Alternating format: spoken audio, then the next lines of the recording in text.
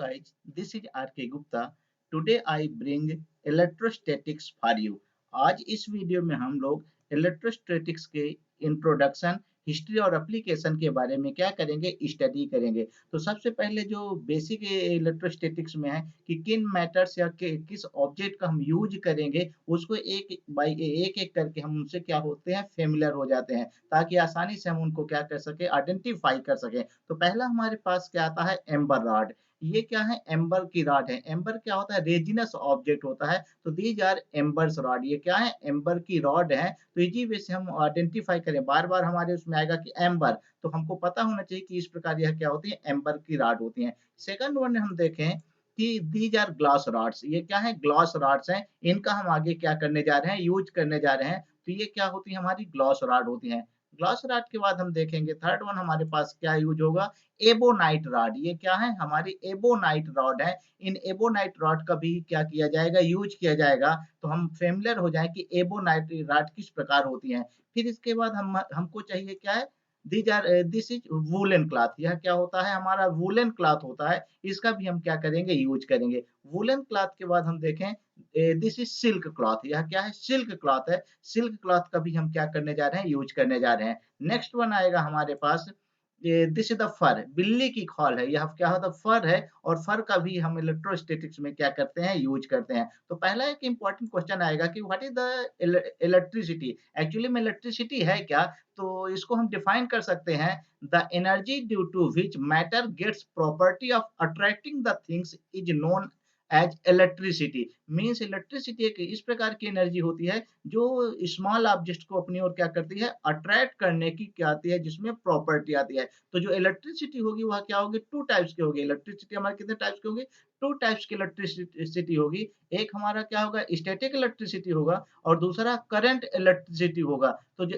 Static electricity के बारे में हम क्या देख रहे हैं कि this is the static electricity. हम जनरल लाइफ में देखते हैं कि यदि जब हमारे हेयर क्या होते हैं, ड्राई होते हैं, और हम उन्हें कॉम्ब करते हैं, तो ये क्या होता है, जो कॉम्ब होता है, कॉम्ब ये क्या करता है कि पेपर बिट्स को अपनी ओर क्या कर लेता है, अट्रैक्ट करता है। दूसरी ओर जो हमारे ये बैलून्स हैं, ये क्या है, बैलून्स हैं। बैलून्स को भी हम क्या करें, ये रब करें, तो इनमें भी क्या होते हैं, चार्ज डेवलप हो जाते हैं। और यदि इनको ये हेयर के पास लाते हैं, तो यह हेयर इनकी ओर क्या हो रहा है, अट्रैक्ट हो रहा है। तो यह किसके कारण हुआ, due to the static electricity. तो जो इलेक्ट्रिसिटी है वह टू टाइप्स की होगी, एक स्टैटिक इलेक्ट्रिसिटी और दूसरा करंट इलेक्ट्रिसिटी। तो इलेक्ट्रोस्टैटिक्स क्या है, इलेक्ट्रोस्टैटिक्स क्या होगा, हमारा किससे रिलेटेड होगा, स्टैटिक इलेक्ट्रिसिटी से होगा। तो हम किस प्रकार डिफाइन कर सकते हैं इलेक्ट्रोस्टैटिक्स को, electrostatics deals with the phenomena and properties of stationary और slow moving electric charge. Mean जब हमारे चार्ज क्या होते हैं, स्टेशनरी कंडीशन में होते हैं, उस समय जो प्रॉपर्टी होती है चार्जेज की, उन्हें हम क्या कहते हैं, स्टैटिक इलेक्ट्रिसिटी कहते हैं। जब ये चार्ज क्या करते हैं, किसी कंडक्टर में मूव करते हैं, जब चार्ज क्या होते हैं, किसी कंडक्टर में जो चार्ज मूव करते हैं, that become this is the, इस प्रकार ये चार्ज आगे मूव करने स्टार्ट करेंगे। जैसे ये मूव करने स्टार्ट करेंगे तो हम इसे क्या कहेंगे, this is called current electricity. यह क्या होगा, हमारा current electricity. Means current electricity में चार्ज क्या होंगे, मूव होंगे। अब जो हमारा हिस्ट्री की बात करते हैं, तो हिस्ट्री में पहला नाम आता है, बहुत ही फेमस नाम है, दिस इज द थेल्स। ये हमारे साइंटिस्ट क्या हैं, थेल्स हैं। ये near about 1600 BC, means 1600 BC में इन्होंने क्या देखा कि जो एम्बर होता है, क्या होता है, एम्बर होता है। एम्बर को यदि रब कर दिया जाए, तो यह स्मॉल पीसेस को अपनी ओर क्या करता था, अट्रैक्ट करता था। सबसे पहले यह ऑब्जर्वेशन किसने देखा, थेल्स ने देखा। मीन इलेक्ट्रिसिटी में पहला नाम किसका आता है, साइंटिस्ट थेल्स का आता है। ग्रीक फिलोसफर कौन थे, थेल्स, यह ग्रीक फिलोसफर थे। Greek philosopher Thales of Miletus noted that amber attracts feathers and other lightweight materials when rubbed। ठीक है ना, जब वो देखा कि जो हमारा एम्बर है, एम्बर को जब किसी से हम रब करते हैं, तो वह क्या करता है, लाइट वेट मटेरियल को अपनी ओर क्या करता है, अट्रैक्ट करता है। यह कब की डिस्कवरी हुई, लगभग 600 बीसी के पहले डिस्कवरी। लेकिन नियर अबाउट 2000 ईयर तक इस पर किसी का ध्यान नहीं गया।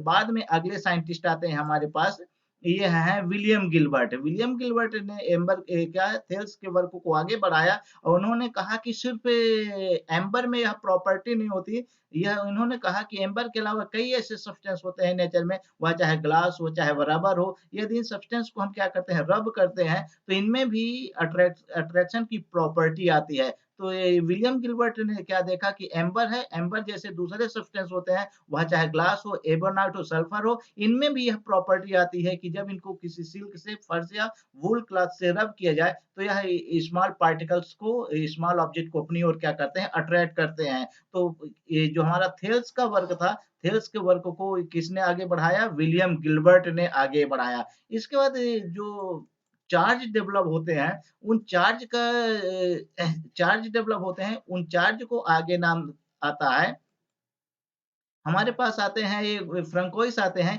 इन्होंने कहा कि जो ग्लास में जो चार्ज डेवलप होता है, ग्लास में जो चार्ज डेवलप होता है, उसको इन्होंने कहा विट्रस चार्ज कहा। क्या कहा? उस चार्ज को इन्होंने नाम दिया विट्रस चार्ज दिया। दूसरी ओर जो एबोनाइट या एम्बर पे जो चार्ज डेवलप होता है, वह चार्ज क्या होता है? इसकी प्रॉपर्टी क्या होती है?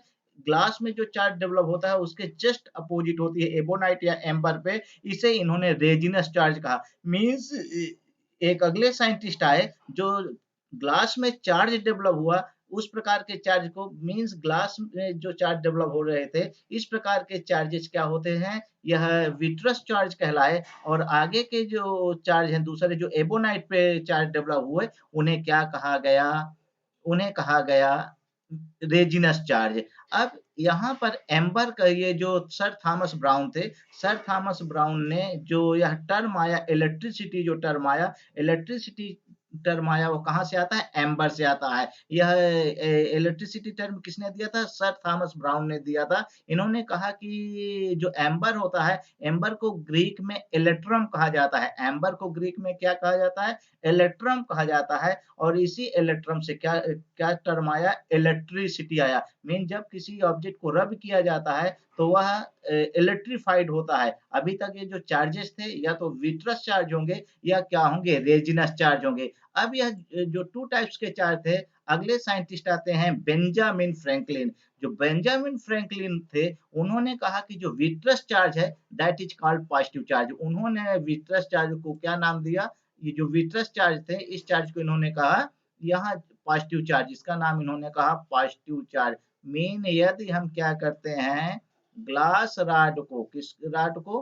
ग्लास रॉड को यदि सिल्क से हम रब करते हैं, तो ग्लास रॉड में जो चार्ज डेवलप होगा, जो ग्लास रॉड में चार्ज डेवलप होगा, उस चार्ज को इन्होंने कहा पॉजिटिव चार्ज। दूसरी ओर इसके अपोजिट यदि हम किससे, वूलन से एबोनाइट छड़ को, जब एबोनाइट रॉड को हम जब क्या करते हैं, रब करते हैं, तो एबोनाइट पे जो चार्ज डेवलप हुआ, इस चार्ज को इन्होंने कहा this is the negative charge. तो बेंजामिन फ्रैंकलिन ऐसे साइंटिस्ट थे जिन्होंने कहा कि जो अभी तक विट्रस और रेजिनस चार्जेस थे, इन्होंने क्या कहा? एक को पॉजिटिव चार्ज कहा ग्लास रॉड में जो चार्ज डेवलप हुआ, और दूसरे जो एबोनाइट रॉड पे चार्ज डेवलप हुआ था, उस चार्ज को क्या क्या कहा? नेगेटिव चार्ज कहा। साथ में बेंजामिन फ्रैंकलिन का एक बहुत ही अच्छा एक्सपेरिमेंट था। इन्होंने जब क्लाउड थे, क्लाउड में जो चार्जेस थे, तो इन्होंने क्लाउड के चार्ज को काइट के थ्रू, स्ट्रिंग के थ्रू, वेट स्ट्रिंग के थ्रू वह नीचे लेके आए थे। तो एक दूसरा इनका बेंजामिन का बहुत बड़ा क्या है? कंट्रीब्यूशन है। नेक्स्ट वन देखते हैं।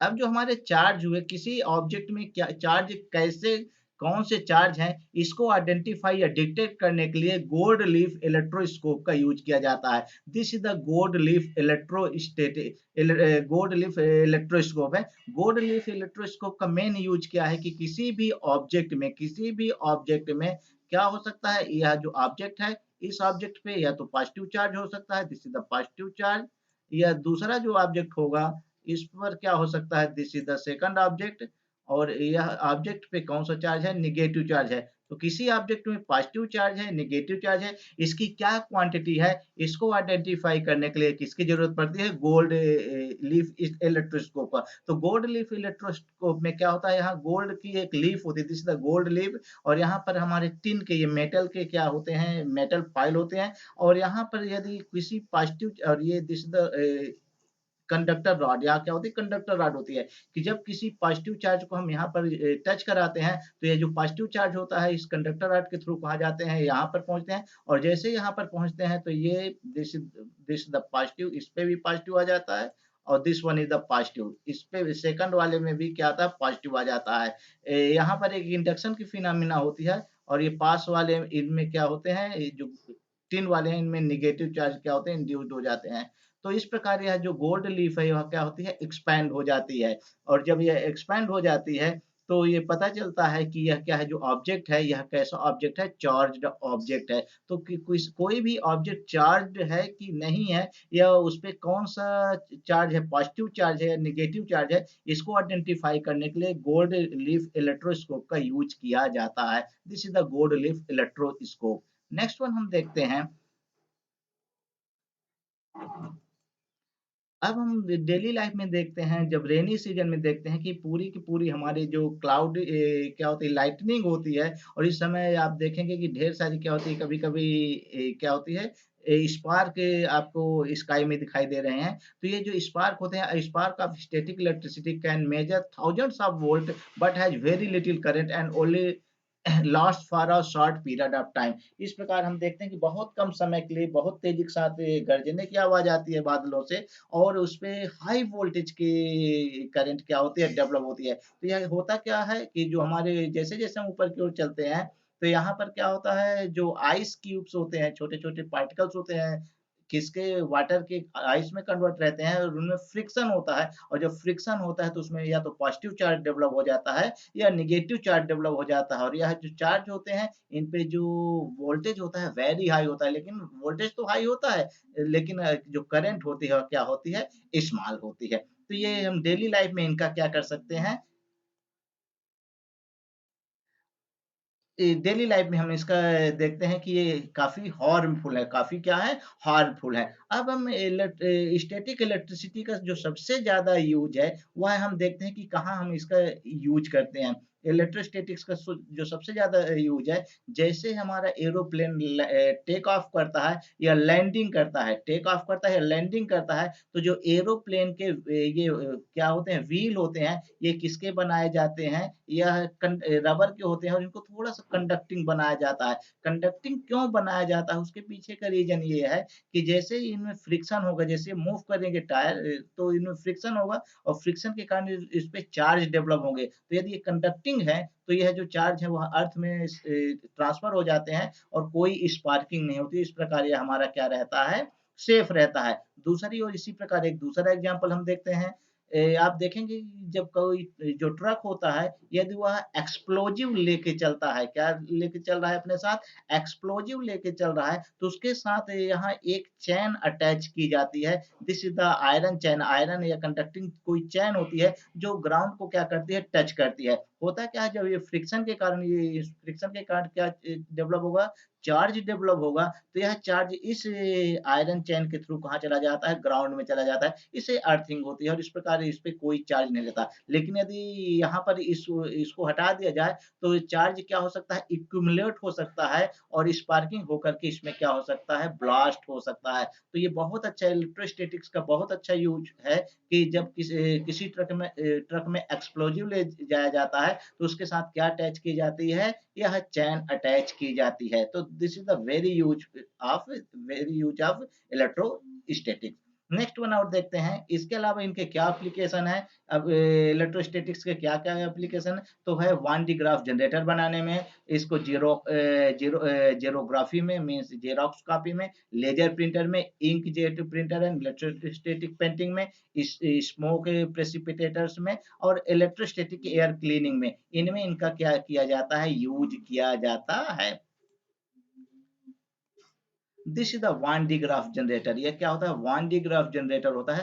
1D ग्राफ जनरेटर से high voltage near about 10,000 volt develop किया जाता है। इसका यूज कहाँ हम करते हैं, न्यूक्लियर फिजिक्स में किया जाता है, चार्ज को एक्सेलरेट करने के लिए। तो यह जो डिवाइस है, this device is called 1D graph generator. Next one हम देखते हैं, दिस इज द फोटोकॉपियर्स। फोटोकॉपियर में क्या होगा, फ्रिक्शन होगा, चार्ज होगा, तो यह इंक को, पार्टिकल को अपनी ओर क्या करता है, अट्रैक्ट करता है, तो यह भी इलेक्ट्रोस्टैटिक इफेक्ट पर वर्क करता है। इस प्रकार जो स्प्रेयर होता है यह भी इलेक्ट्रोस्टैटिक इफेक्ट पर क्या करता है, वर्क करता है। ये कैसा होता है, top usages of static electricity include printers and photocopiers, paint sprayers, air filter and dust removal. When it comes to photocopier, static charge attract the ink or toner to the paper. ink या toner को ये क्या करते हैं, अपनी ओर attract करते हैं।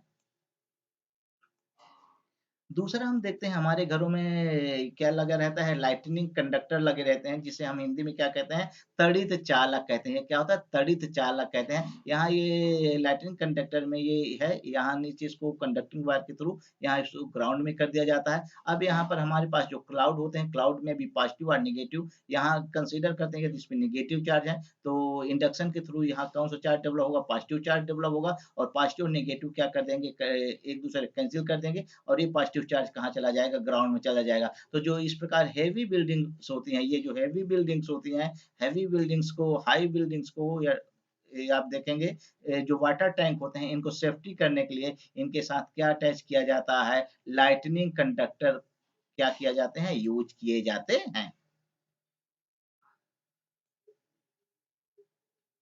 इस प्रकार हम देखते हैं कि जो करंट इलेक्ट्रिसिटी है, करंट इलेक्ट्रिसिटी में इसका क्या होगा, अभी तक इलेक्ट्रोस्टैटिक्स में क्या थे, चार्ज क्या थे, किसी एक स्थान पे कंसंट्रेट थे, जबकि जो करंट इलेक्ट्रिसिटी होती है उसमें चार्ज क्या करते हैं, मूव करते हैं। चार्ज क्या करते हैं, मूव करते हैं। दूसरी ओर आपको ध्यान देना है कि इसमें किसी भी ऑब्जेक्ट में चार्ज कैसे डेवलप किया जा सकता है, थ्रू फ्रिक्शन, थ्रू कंडक्शन, या थ्रू इंडक्शन। इस मेथड के थ्रू हम क्या कर सकते हैं, किसी भी बॉडी में चार्ज को डेवलप कर सकते हैं। यदि बॉडी क्या है, हमारी इंसुलेटर है, तो इंसुलेटर में इनके माध्यम से हम क्या कर सकते हैं, चार्ज को डेवलप कर सकते हैं। Thank you.